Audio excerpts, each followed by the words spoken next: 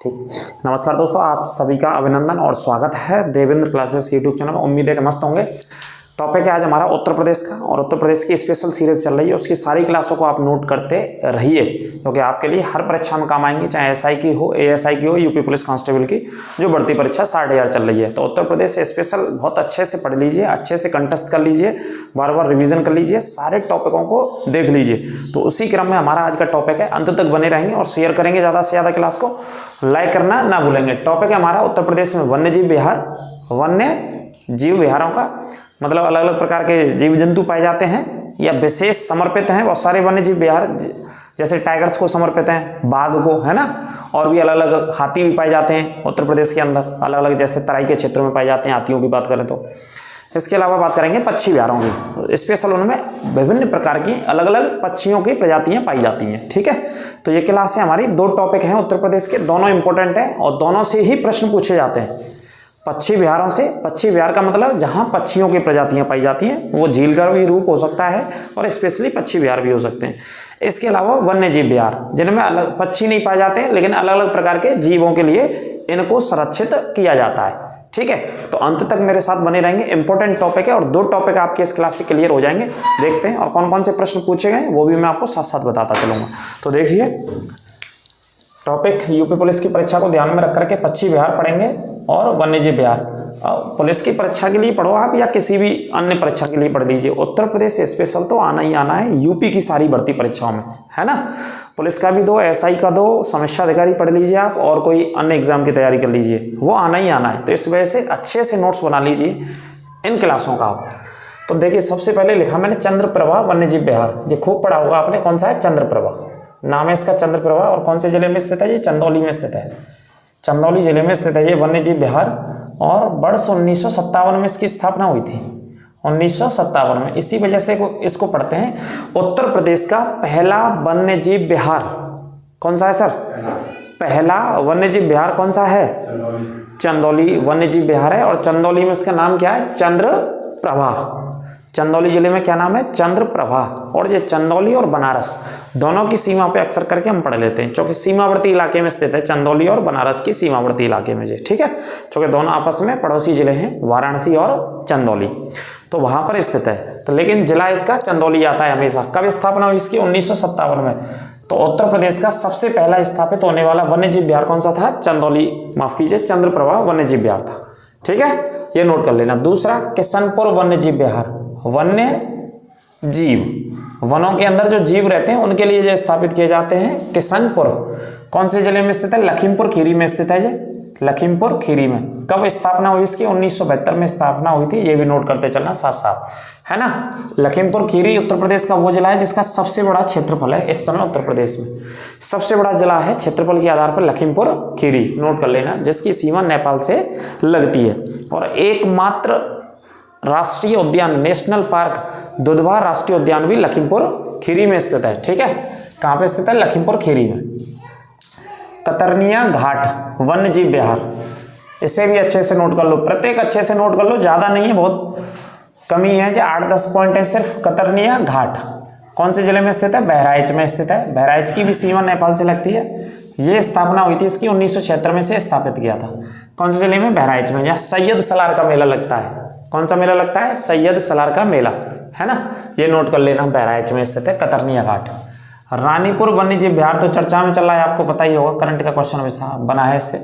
ये 4th मतलब UP का 4थे स्थान पर बाघ अभ्यारण्य के रूप में अधिसूचित किया गया। किसके रूप में? बाघ अभ्यारण्य, है ना। इसके अंदर क्या पाए जाते हैं? सबसे ज्यादा रानीपुर में बाघ पाए जाते हैं, है ना, जो हमारा राजकीय भारत का राष्ट्रीय पशु है, बाघों के लिए समर्पित है। ये यूपी का 4था नाम है इसका, रानीपुर। और कौन से जिले में स्थित है? ये चित्रकूट में स्थित है। इसकी स्थापना हुई थी 1977, यानी कि 1977 में स्थापना हुई थी। और इसे भी लिखना। महावीर स्वामी वन्यजीव अभ्यारण्य किनके नाम से है? महावीर स्वामी, जो जैन धर्म की स्थापना मानी जाती है कि इन्होंने करी, महावीर स्वामी। कौन से जिले में? ये ललितपुर। ललितपुर कहाँ पे? बिल्कुल दक्षिण में, जो कि तीनों तरफ से अगर बात करें तो इसके तीनों तरफ एक राज्य की सीमा है और उसकी है एमपी की। कौन सी राज्य की सीमा लगी हुई है? ललितपुर के तीनों तरफ मध्य प्रदेश की सीमा लगी हुई है। और ललितपुर सबसे ज्यादा यूपी में यूरेनियम का उत्पादन करता है। काय का जो उत्पादन करता है? यूरेनियम का। ये भी नोट कर लेना। 1977 में स्थापना हुई थी इस वन्यजीव विहार की। कौन से की? महावीर वन्य स्वामी वन्यजीव विहार। और ये उत्तर प्रदेश का सबसे छोटा वन्यजीव विहार है क्षेत्रफल के आधार पर। कैसा है? सबसे छोटा, लिख लेना, सबसे छोटा वन्यजीव विहार उत्तर प्रदेश का महावीर स्वामी वन्यजीव विहार है। ठीक है, अगला देखिए, आराम से देखते चलिए, राष्ट्रीय चंबल वन्यजीव विहार। अब देखो इसमें चंबल का नाम आ रहा है। चंबल क्या है? एक नदी, जो कि आप जानते ही हो। चंबल क्या है? एक नदी, जो कि चंबल की उत्पत्ति कहाँ से होती है? एमपी से। एमपी में जनपावा की पहाड़ियों से, जो कि इंदौर के पास है। जनपावा की पहाड़ियों से निकलती है, जो कि उत्तर एमपी, राजस्थान और यूपी तीनों की सीमा बनाते हुए बहती है। तो इसी नदी के नाम से यूपी के मध्य में 2 जिलों में राष्ट्रीय चंबल वन्यजीव विहार स्थापित किया गया, जिसमें आगरा और इटावा को शामिल किया गया है। कौन कौन से जिलों को? आगरा और इटावा। इसकी स्थापना कब की गई? 1979 में। ठीक है, नोट करते चलिए। कैमूर, कैमूर एक पर्वत श्रृंखला का नाम है। कैमूर क्या है? एक पर्वत श्रृंखला का नाम है और इसी पर्वत श्रृंखला पर स्थित है। कैमूर एक पर्वत श्रृंखला का नाम है, इसी पर्वत श्रृंखला पर स्थित है वन्यजीव विहार। तो कौन से जिले में? जी मिर्जापुर और सोनभद्र, दोनों पड़ोसी जिले हैं। इनमें ही ये पर्वत श्रृंखला फैली हुई है, मिर्जापुर और सोनभद्र में। जो उत्तर प्रदेश के दक्षिणी जिले हैं मिर्जापुर और सोनभद्र, इन्हीं में जो पर्वत श्रृंखला है, उसी पर्वत श्रृंखला पे है कैमूर वन्यजीव विहार, जो कि 1982 में स्थापित हुआ था। ये भी लिख लेना। अगर प्रश्न ऐसे भी आ जाए कि कैमूर पर्वत श्रृंखला उत्तर प्रदेश के कौन से जनपदों में फैली हुई है, तो सोनभद्र में और मिर्जापुर में। सोनभद्र बिल्कुल दक्षिण में, और उसके ऊपर उत्तर में बात करें तो मिर्जापुर और चंदौली, ये दोनों जिले सीमा बनाते हैं सोनभद्र के उत्तर में, है ना। मिर्जापुर और चंदौली दोनों सीमा बनाते हैं। ठीक है, आगे आ जाइए, हस्तिनापुर वन्यजीव विहार। कौन सा है? हस्तिनापुर। और हस्तिनापुर आप जानते हैं किन की राजधानी रही? हस्तिनापुर पांडवों की। पांडवों की राजधानी थी हस्तिनापुर, है ना। ये भी नोट कर लेना, किन की राजधानी थी? पांडवों की, हस्तिनापुर। अब ये कहाँ पे पड़ता है? मेरठ में पड़ता है। मेरठ के अलावा मेरठ के आसपास के जिलों में बात करें तो गाजियाबाद है, मेरठ है, बुलंदशहर है, इन जिलों के अंतर्गत ये आता है। कौन सा? हस्तिनापुर वन्यजीव विहार। स्थापना कब हुई? 1986 में। बहुत बड़े क्षेत्रफल में फैला हुआ है, इसी वजह से उत्तर प्रदेश का क्षेत्रफल के आधार पर सबसे बड़ा वन्यजीव विहार कौन सा है? हस्तिनापुर वन्यजीव विहार। नोट कर लेना, उत्तर प्रदेश का सबसे बड़ा वन्यजीव विहार कौन सा है? हस्तिना वन्यजीव विहार। क्षेत्रफल के आधार पर सबसे बड़ा है, जो कि कहाँ पे स्थित है? मेरठ में। 1986 में स्थापना हुई। आगे बात करते हैं सोहागी बरवा। सोहागी बरवा, सोहागी बरवा वन्यजीव विहार कौन से जिले में? महाराजगंज में। 1987 में इसकी स्थापना हुई थी। कौन सा जिला है ये? महाराजगंज, है ना, सोहागी बरवा।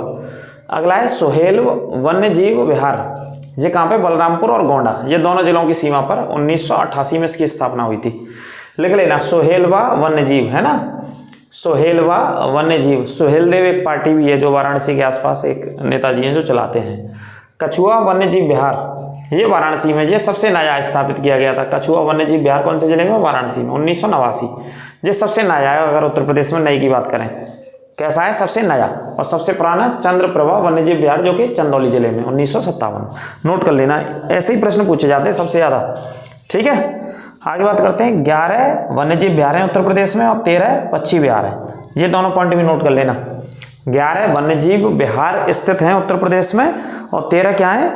13 पक्षी विहार हैं उत्तर प्रदेश के भीतर, है ना। ये नोट कर लीजिएगा। अब बात करते हैं पक्षी विहारों पर। कौन से विहारों पर? पक्षी विहारों पर। पक्षी विहारों में स्पेशल तो नहीं कहूँगा मैं, विभिन्न प्रकार की पक्षियों की प्रजातियाँ पाई जाती हैं पक्षी विहारों में।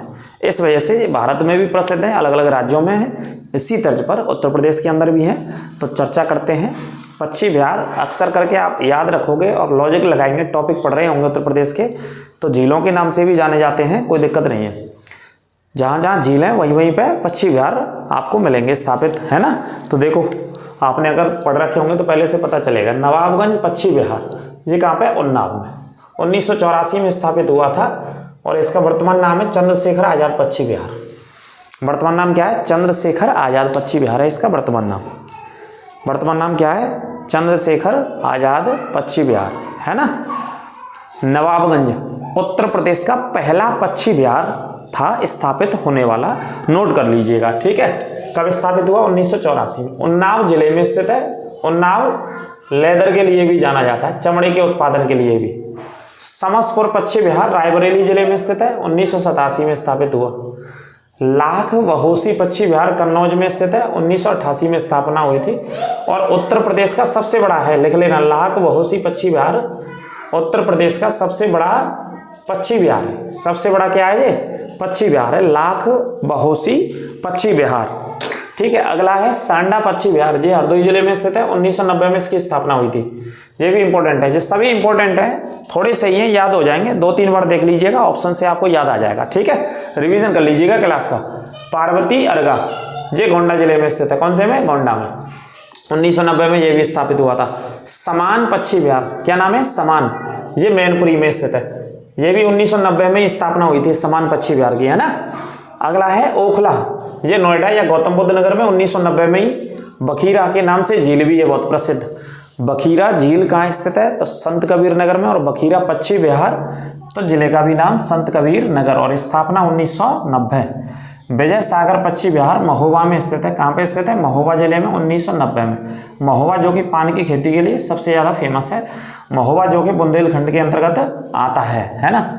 महोबा जो कि आला ऊदल की कहानियों के लिए प्रसिद्ध है, या उनकी स्थली कहा जाता है। आगे है सुरहा ताल पक्षी विहार। कौन सा ताल? सुरहा ताल पक्षी विहार, बलिया जिले में। 1991 में इसकी स्थापना हुई थी, याद रखना। सुरहा ताल पक्षी विहार बलिया में। सूर सरोवर पक्षी विहार आगरा में स्थित है। ये 1991 में इसकी स्थापना हुई थी, और इसे कीठम के नाम से जाना जाता है लोकल में। किस नाम से? कीठम झील के नाम से जाना जाता है, क्योंकि जगह का नाम कीठम है वहां पे, इस वजह से। अगला है बैंती पक्षी विहार, ये प्रतापगढ़ कुंडा में स्थित है। प्रतापगढ़ जिला है ना यूपी का, जो कि काय का उत्पादन करता है? आंवले की खेती सबसे ज्यादा होती है, आंवले के बाग सबसे ज्यादा होते हैं। और प्रतापगढ़ में एक जगह का नाम है कुंडा। 2003 में इसकी स्थापना हुई थी कुंडा में, और इसका वर्तमान नाम है अम्बेडकर पक्षी विहार के नाम से भी जाना जाता है। मायावती जी ने इसका नाम अम्बेडकर पक्षी विहार रख दिया था। क्या रख दिया था? अम्बेडकर पक्षी विहार। वैसे बैंती उस इलाके का नाम है, उस जगह का नाम है, तो बैंती इसी वजह से बोलते हैं। प्रतापगढ़ जिला पड़ता है, उसमें कुंडा नामक जगह है। स्थापना 2003 में हुई थी। ठीक है, और प्रतापगढ़ सबसे ज्यादा आंवले की खेती करता है। और प्रतापगढ़ में सई नदी बहती है। कौन सी नदी बहती है? सई नदी के तट पर स्थित है प्रतापगढ़। अब कुछ पॉइंट, जैसे उत्तर प्रदेश की सबसे पुरानी नहर कौन सी है? तो उत्तर प्रदेश की सबसे पुरानी नहर है पूर्वी यमुना नहर। उत्तर प्रदेश की सबसे लंबी नहर कौन सी है? तो सबसे लंबी है शारदा नहर, सबसे लंबी है। उत्तर प्रदेश का सबसे ऊंचा बांध है रामगंगा। रामगंगा बांध है उत्तर प्रदेश का सबसे ऊंचा बांध, रामगंगा। ठीक है, माता टीला जो बांध है उसी को रानी लक्ष्मीबाई बांध के नाम से जाना जाता है। उसी को क्या बोलते हैं? रानी लक्ष्मीबाई बांध, जो कि कौन सी नदी पर है? वेतवा नदी पर स्थित है, झांसी जिले में। कौन से जिले में? झांसी और ललितपुर की सीमा पर स्थित है माता टीला बांध, जो कि वेतवा नदी पर स्थित है। इसी को रानी लक्ष्मीबाई बांध के नाम से भी जाना जाता है। ठीक है, तो इस तरफ मैंने क्या बताया आपको? वन्यजीव विहार, और इस तरफ हमारे क्या है? पक्षी विहार। अब इनसे देखो जो प्रश्न पूछे गए वो मैं एक बार आपको बता देता हूं, जो बार बार रिपीटेड क्वेश्चन है। क्वेश्चन तो सभी पूछ लिए गए पीसीएस तक की परीक्षा में।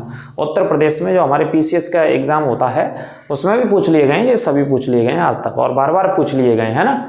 जैसे सबसे पुराना वन्यजीव विहार बताइए, तो चंद्रप्रभा वन्यजीव विहार सबसे पुराना वन्यजीव विहार, जो कि चंदौली जिले में, और स्थापना 1957 में हुई थी, है ना।